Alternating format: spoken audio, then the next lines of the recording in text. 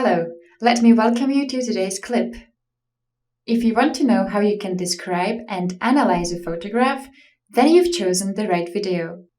I'll teach you all you need to know so that at the end of this clip, you'll be able to talk about photography with confidence.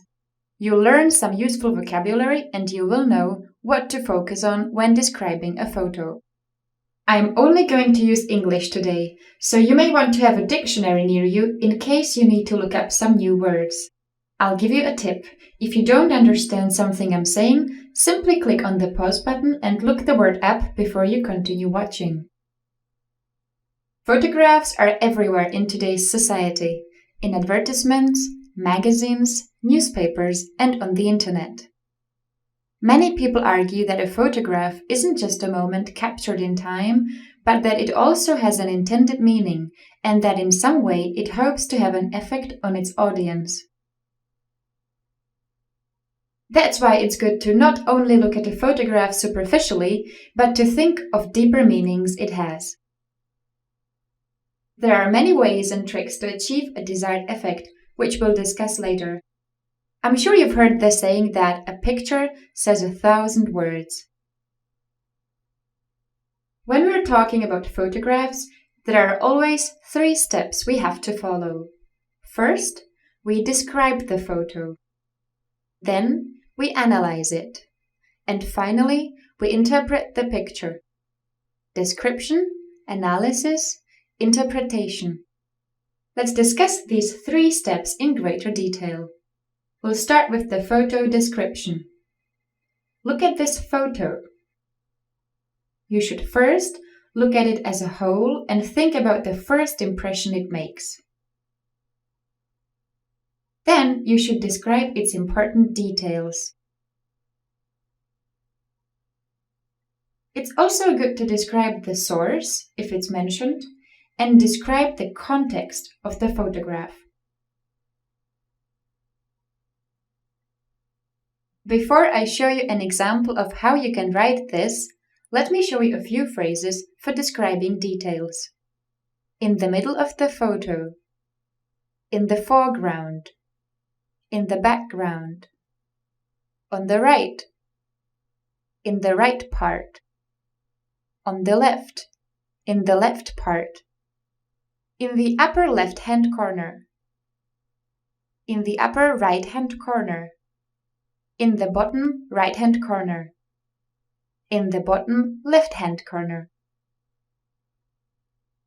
Notice the phrase upper left-hand corner or bottom right-hand corner. With these, you have to use the word hand. When describing a photograph, you should use the present tenses.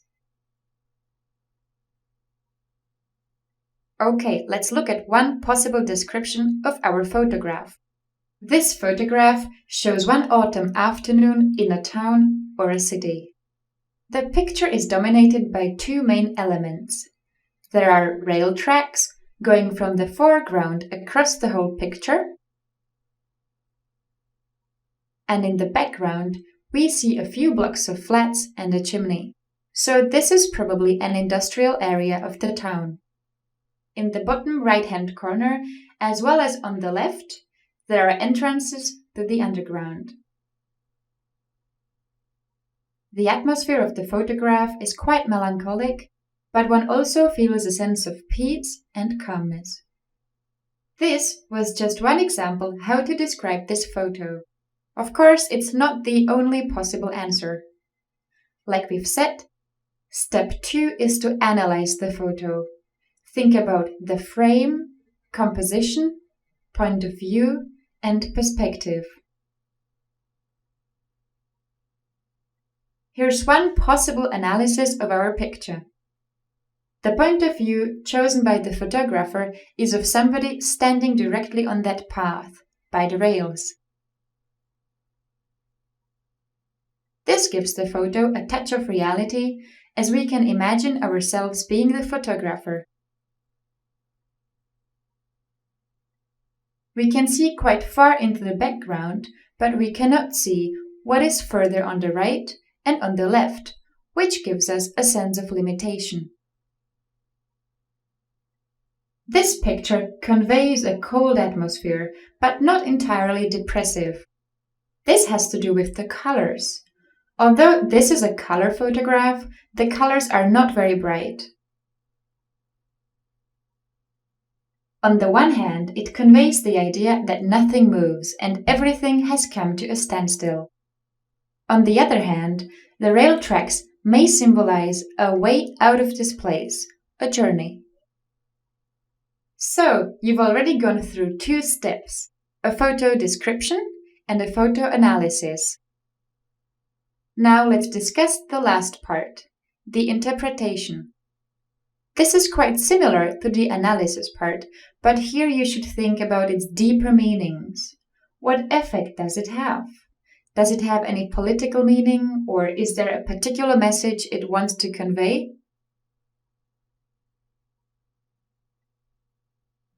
We finished our analysis with saying that although there is a sense of limitation, the rail tracks give us an opportunity to escape.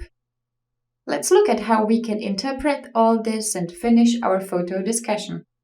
This can be seen as a metaphor for a seemingly hopeless situation, but one in which there is a way out.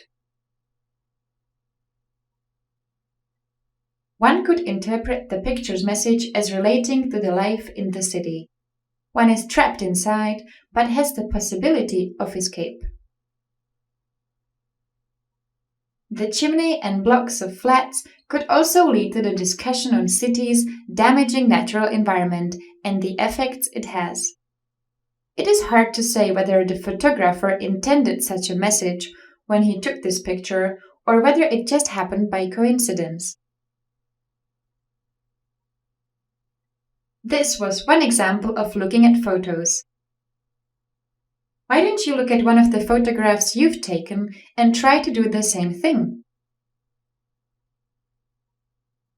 Always mention these 3 aspects: description, analysis, interpretation. In the description part, use phrases such as in the foreground, in the bottom left-hand corner, in the background, in the middle, and so on. And in the analysis part, think about the frame, composition, point of view, and the perspective. Finally, try to comment on the deeper meanings and any kind of political, environmental, or other message. That's all for today. Thanks for listening and join me next time. Bye-bye.